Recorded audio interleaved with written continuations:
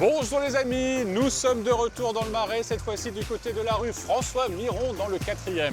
Cette rue, elle démarre derrière l'hôtel de ville, place Saint-Gervais, pour rejoindre le métro Saint-Paul en offrant une très jolie carte postale sur le Paris médiéval. Ici, les maisons à colombage côtoient les hôtels particuliers. Alors vous allez me dire que c'est un quartier très historique, ben non, il y a aussi plein d'initiatives locales. On va découvrir tout ça après le sommaire et on se retrouve aussi, vous allez voir, sur un drôle d'engin, une drôle de machine un peu bizarre.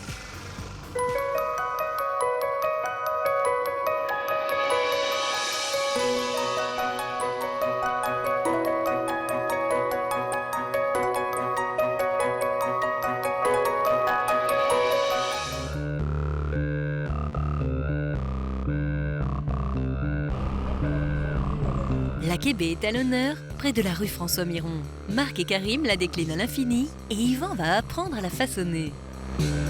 Oui, c'est costaud là, on sent bien le boulgour. Bruno et Agnès expliqueront à Yvan la restauration des archives photographiques de la mairie de Paris. Il y a 16 millions de photographies que la ville de Paris possède. Yvan retrouvera ensuite Frédéric Place Saint-Gervais, près d'un arbre hautement symbolique. Face à une église, derrière la mairie, on trouve un orme au milieu d'une place. Yvan ira à la découverte des toits de Paris. Et oui, Cyril a fait descendre tout ce qui concerne les célèbres toitures de la capitale dans sa boutique pour le moins insolite. Mais tout de suite, il est temps de faire un tour sur un drôle d'engin qui rase de près le bitume parisien.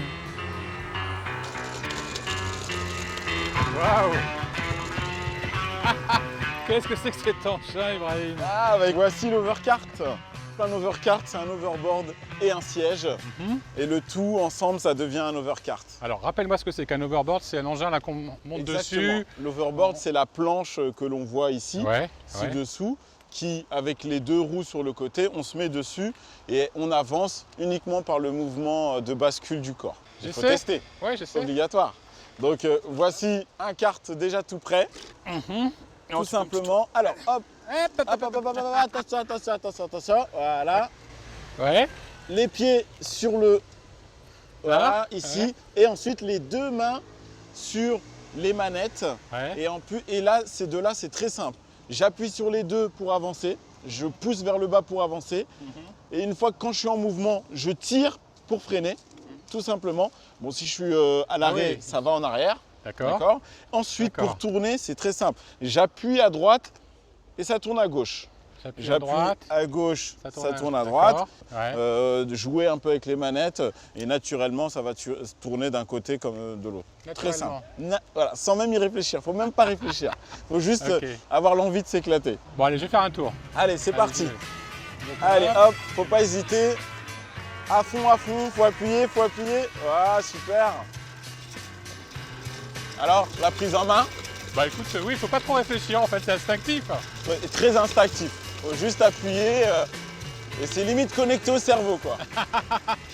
Alors effectivement, c'est un engin pour s'amuser, c'est pas fait pour se déplacer. Non, c'est vraiment fait pour s'amuser. C'est ludique, on passe un bon moment. Nous, on a créé un univers d'animation où on fait des petites balades sur les quais de Seine. C'est très sympa. Et voilà, au bout d'une heure, on est très content de s'être amusé avec l'overcart. Et alors c'est homologué, on peut vraiment se déplacer sur les pistes cyclables avec? Alors, c'est considéré comme un engin de mobilité électrique, tel que la trottinette électrique, tel que le vélo électrique. Donc aujourd'hui, on utilise les pistes cyclables parce qu'on n'est pas autorisé sur le trottoir, on n'est pas autorisé sur la chaussée. Le mec est nerveux, hein. Oui, bah, il a envie de partir, donc...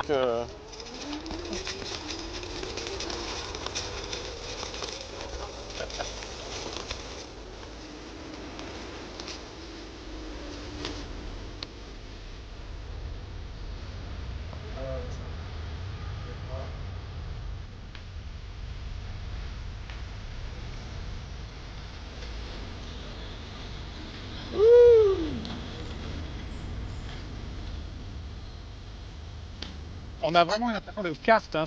C'est le fait d'être au ras du sol, c'est ça, hein. Exactement, on a un kart électrique, un mini kart électrique. Ah ouais. On est à ras du sol, on a des bonnes sensations de vitesse. Alors qu'on va pas très vite, en Alors, fait. on va pas très vite, hein, on est peut-être à maximum 20 km/h. Et on a l'impression d'être à 50, 60.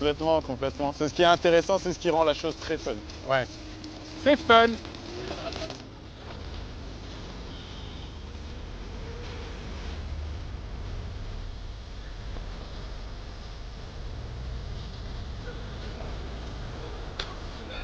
Écoute, j'adore, je suis convaincu. Bon, je suis ravi.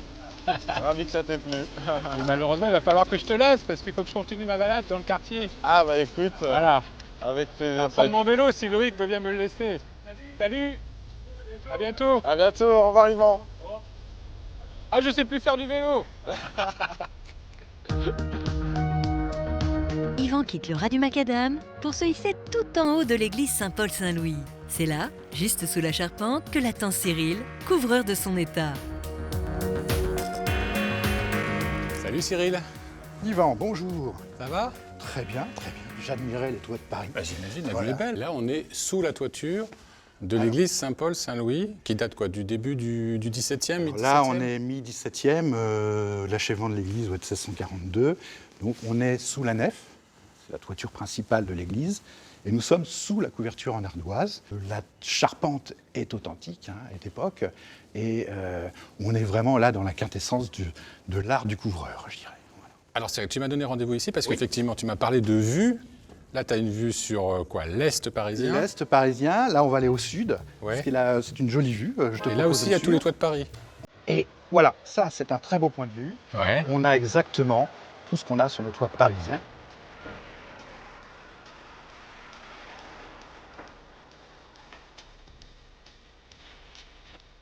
On a de l'ardoise, on a du plomb, on a du zinc, on a des combles à la mansarde, on a aussi des toitures à la française, qui sont traditionnelles je dirais, au Moyen-Âge. Et tout ça, c'est un très beau panel de nos toits parisiens. Et alors le toit en zinc, le fameux zinc Alors, parisien. le zinc est apparu avec le laminage de la Révolution industrielle. Donc ça, c'est 19e. C'est 19e, tout à fait. C'est milieu 19e. Et ça a révolutionné le monde de la toiture. Ça nous a permis, entre autres, de faire de la rénovation à la Haussmann. Alors ce qu'on voit là, toi, tu l'as reproduit dans ta boutique. Oui, tout à fait. On a voulu faire descendre tous ces éléments et cette technicité, je dirais, sur le plancher des vaches, pour expliquer ce qu'est notre métier. On va la voir. Allez, on y va. Allez. Allez.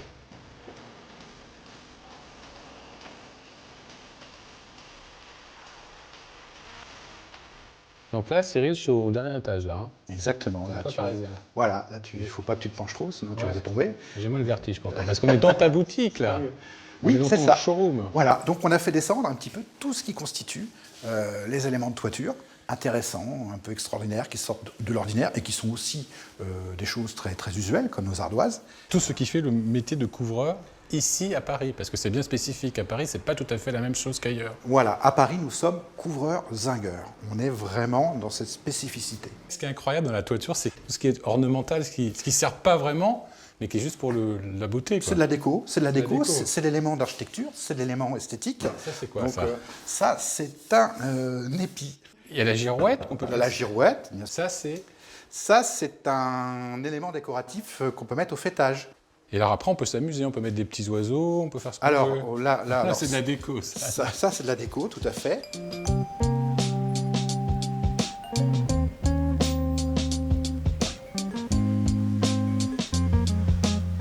Tout ce que nous on pose, qui parfois sort de l'ordinaire, est étonnant et qu'on partage en un petit comité entre l'architecte et le couvreur, et bien là, on le met, je dirais, à hauteur d'homme, à hauteur de tout le monde. On a aussi la tenue.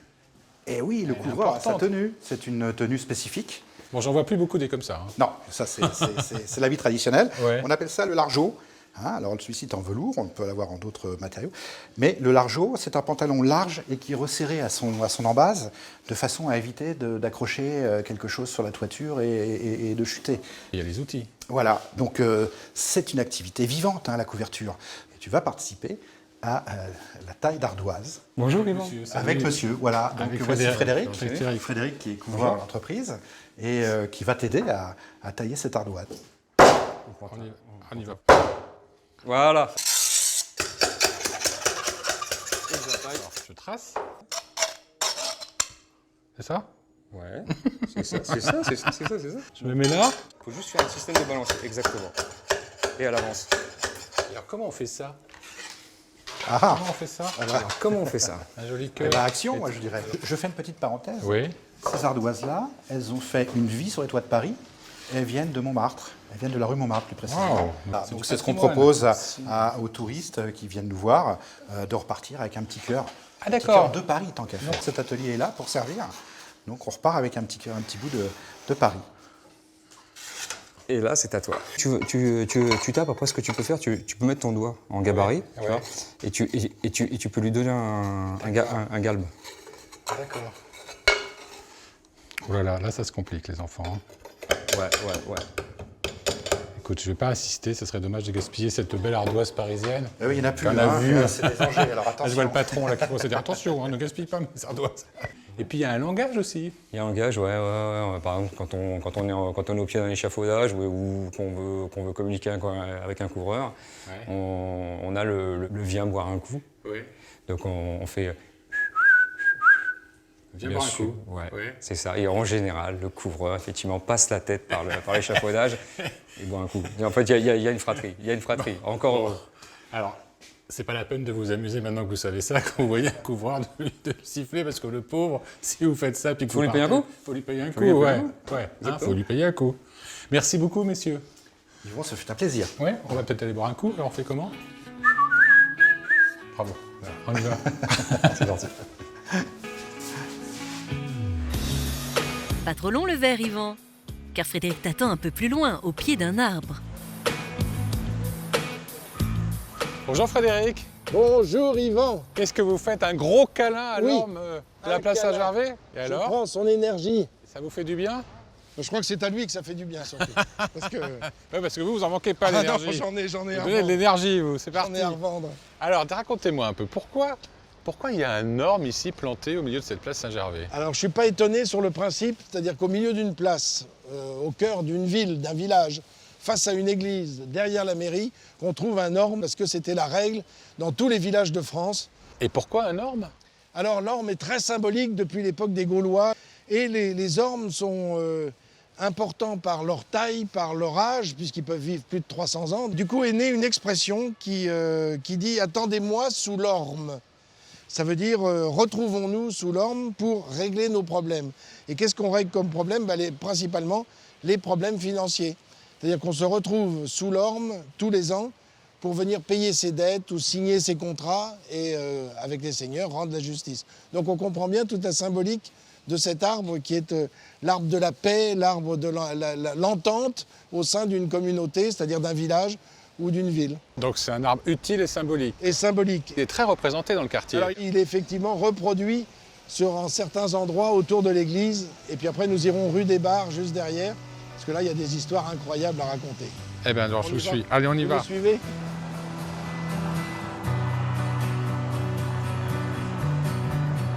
Laugh when your eyes are burning.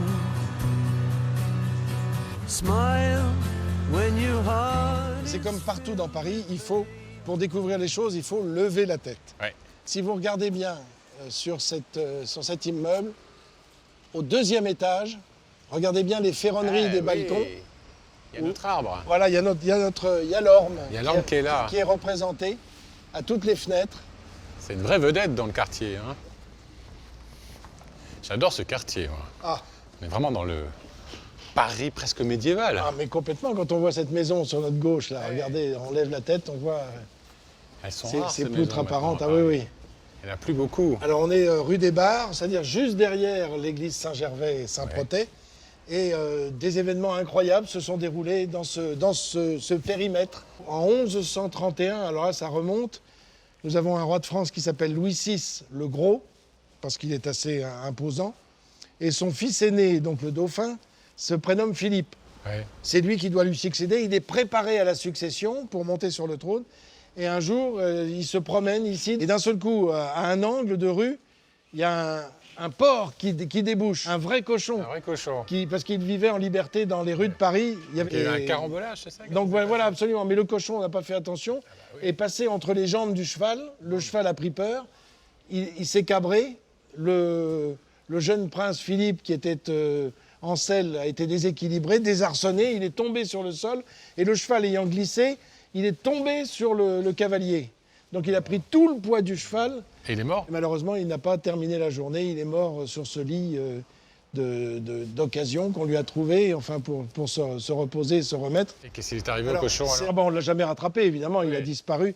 En revanche, Louis VI, le père, a pris une décision forte, fini l'errance des cochons dans Paris, interdiction de laisser ces animaux déambuler, sauf pour les cochons de l'abbaye de Saint-Antoine qui avaient l'autorisation de se déplacer encore dans Paris avec une clochette autour du cou. D'accord.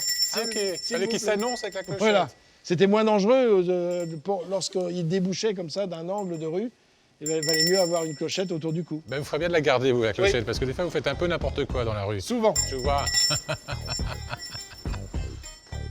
À bientôt. À bientôt. Oui, merci. À une rue de là, la Maison européenne de la photographie abrite une sorte de clinique des images. C'est là qu'Yvan doit retrouver Bruno et Agnès, qui veillent à la bonne conservation des archives photographiques de la ville de Paris.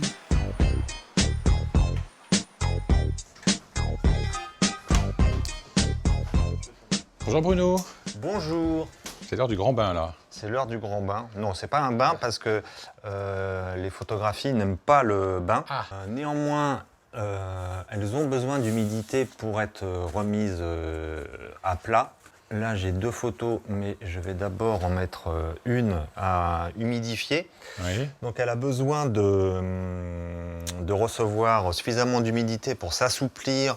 C'est une photographie qui est un petit peu gondolée, qui a des plis, qui a des déchirures et qui a besoin d'être réhomogénéisée dans son aspect. Donc là, elle est au-dessus de l'eau, c'est ça? Là, elle est au-dessus de l'eau. Donc ça, c'est une photographie qui est déjà... Du même hauteur que celle même qu'on est hauteur. en train de réhumidifier. Elle est sous presse donc, depuis presque un mois maintenant. Elle a été remise à plat, donc elle est dans un aspect beaucoup plus confortable pour sa conservation. Elle va pouvoir être conditionnée en conditionnement de conservation et réintégrer le restant du fond, éventuellement être exposée. Ça, c'est la dernière étape. Avant, il y en a plein d'autres. Ça se passe à côté. Eh bien, on va y aller. Vous allez me montrer exactement ce que vous faites. Allons-y.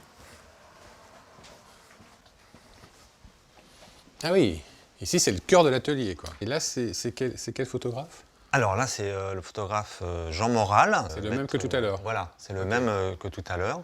Et Maline est en train de consolider en surface la gélatine qui est très fragile. Alors à côté, on est dans le nettoyage d'abord des images. C'est ce que vous faites, David, en ce moment?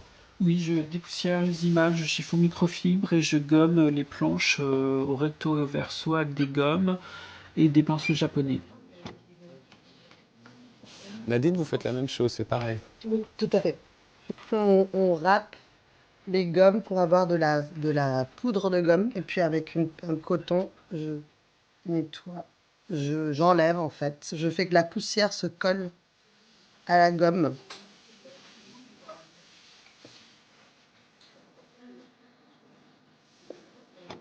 Ça, c'est une photo qui arrive dans votre atelier? Ce sont dans ce fond essentiellement des photographies d'Eugène Adjet, qui a beaucoup photographié les rues et qui est devenu dans le temps un photographe extrêmement important de l'histoire de la photographie. Alors Bruno, de quoi souffrent ces photos? Ici, on voit qu'on a une déchirure, Oui. et ici de même. Clément est en opération de consolidation.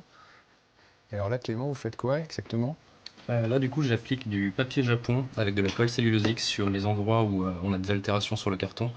On a des plis, on peut avoir des déchirures ou des trous. Et le but, c'est de faire en sorte que ces altérations ne deviennent pas plus graves. Donc vous avez quoi comme outil là? C'est un fer? Ça, c'est une spatule chauffante pour faire en sorte que la colle sèche plus rapidement.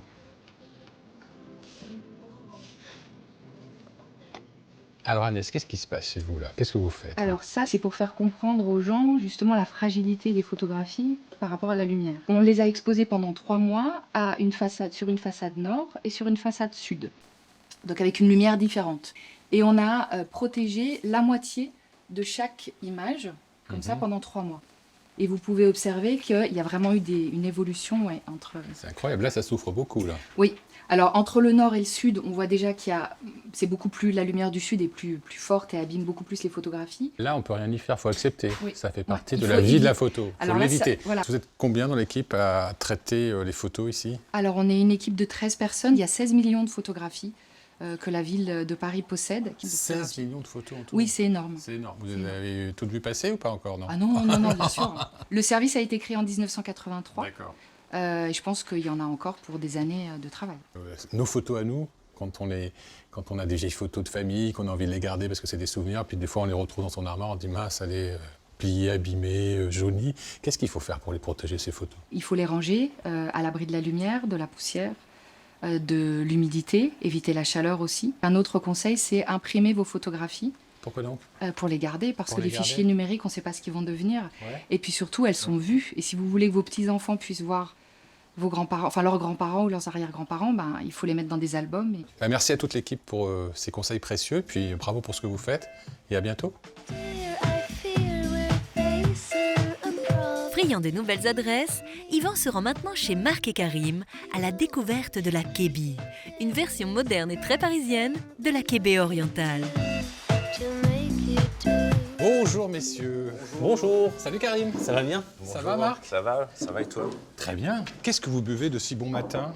Un café blanc. Qu'est-ce que c'est que ça? Alors un café blanc, c'est de l'eau et de la fleur d'oranger. Ça c'est libanais aussi. C'est libanais. C'est un des mots de cuisine libanaise ou de tradition culinaire libanaise qui sont rentrés dans le Petit Robert 2023. Et on est très fiers d'avoir donc le café blanc qui fait partie désormais de la langue française officiellement. Ici on boit du café blanc, mais c'est pas la spécialité de la maison. La spécialité de la maison, c'est la kébé, Marc.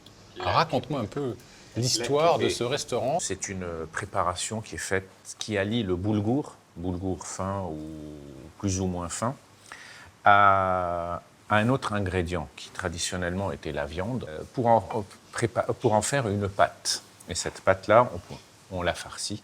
Donc c'était viande à l'origine. Et nous nous sommes dit pourquoi seulement la viande.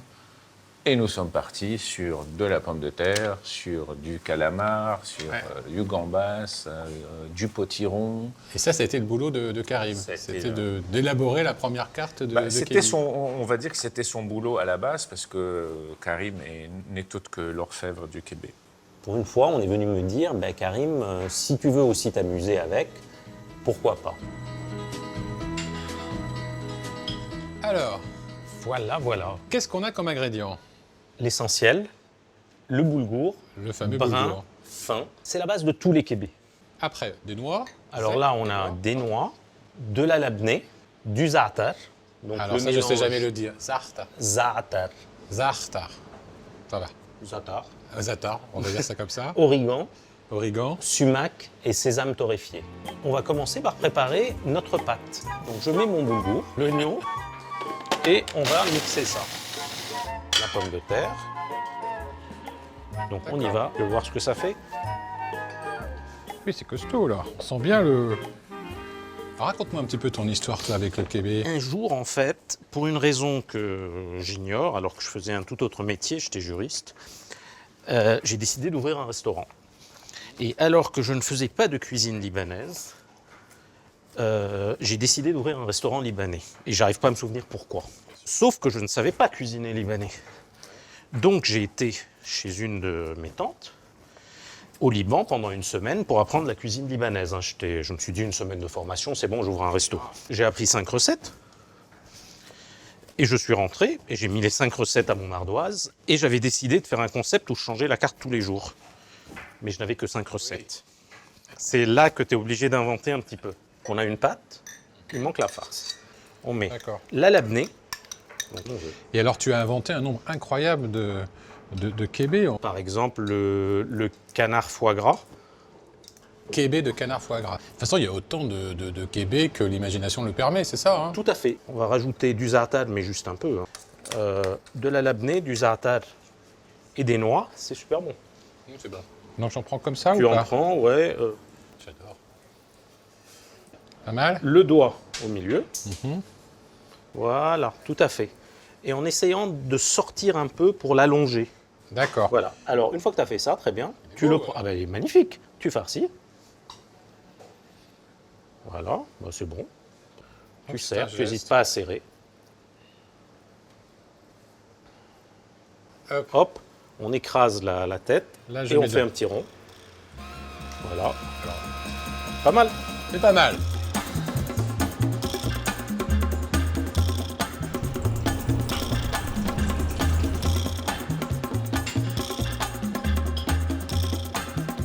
Alors comment ça se mange justement la kébé, Marc? Ça se mange idéalement avec les doigts. Alors? Bien roulé? Super bon. C'est super bon. Très très bon. Allez, j'en mange encore une autre. Merci Karim, merci Marc de nous avoir fait découvrir la kébi, qui est quand même une spécialité unique de la rue de Turenne. J'espère que, comme nous, vous avez passé un agréable moment tout au long de cette balade. Je vous invite à voir ou revoir cette émission sur francetv.fr, à venir me parler sur les réseaux sociaux. Vous pouvez aussi bientôt découvrir cette adresse sur notre site Paname la carte. Et on se retrouve la semaine prochaine pour une nouvelle balade dans Paname. Nous, on a notre assiette à terminer. Et ça, on est fort pour ça. Hein, on y va.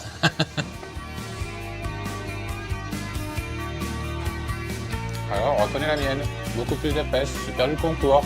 Un petit peu. Après ça, on n'a plus besoin de salle de sport. Hein. Oui, je vois ça, oui. Du muscle, là. Ah oui. Est-ce que quelqu'un peut m'aider aussi à sortir de cet engin? Merci beaucoup.